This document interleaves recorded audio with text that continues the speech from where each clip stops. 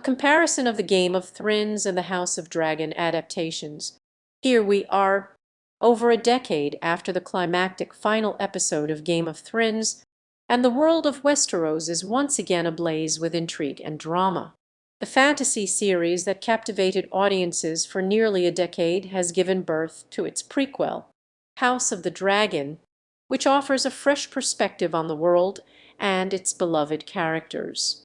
One of the primary differences between the two adaptations lies in their approach to storytelling. While Game of Thrones was known for its complex, sprawling narrative that spanned multiple continents and storylines, House of the Dragon takes a more focused approach, delving deeper into the world of the Targaryens and the events that shaped their downfall.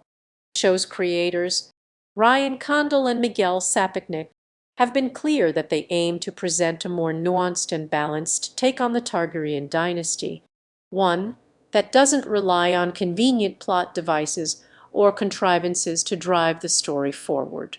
Instead, they draw on George R. Martin's meticulous world building, fleshing out the intricacies of Targaryen history and mythology in a way that's both informative and engaging. Another key difference between the two series is the way they handle the consequences of their characters' actions. Game of Thrones was often criticized for its propensity for off-model character behavior, particularly in its later seasons. Characters who had been well developed and sympathetic would suddenly make irrational decisions, causing shockwaves throughout Westeros. House of the Dragon avoids this pitfall by grounding its characters in a more realistic world, one where their motivations and actions have authentic consequences.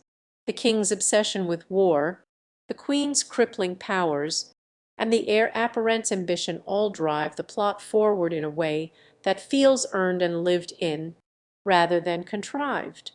The acting in House of the Dragon is also worth, particularly from Paddy Considine, who brings a depth and complexity to the role of King Viserys that's a marked improvement over Daenerys' awkward introduction in Game of Thrones. Across the board, the cast brings a sense of authenticity to their performances, making their characters' struggles feel genuine and relatable. Despite these changes, some might argue that House of the Dragon still suffers from the same pacing issues that plagued its predecessor. While the show's breakout pilot introduced us to an epic cast of characters and their competing interests, subsequent episodes struggled to find their footing in the first season.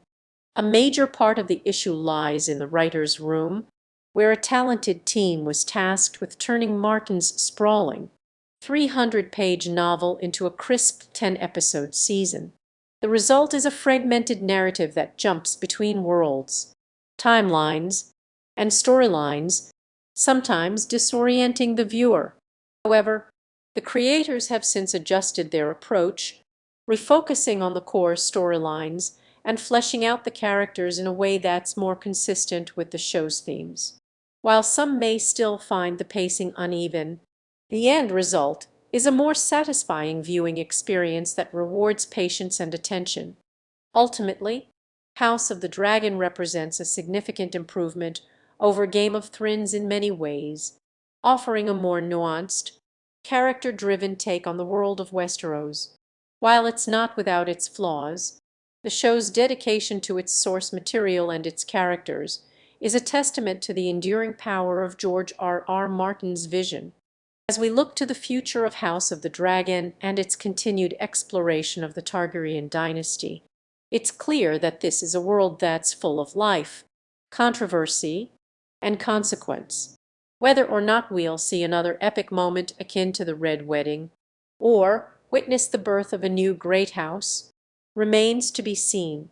What's certain, however, is that the journey is once again worth taking.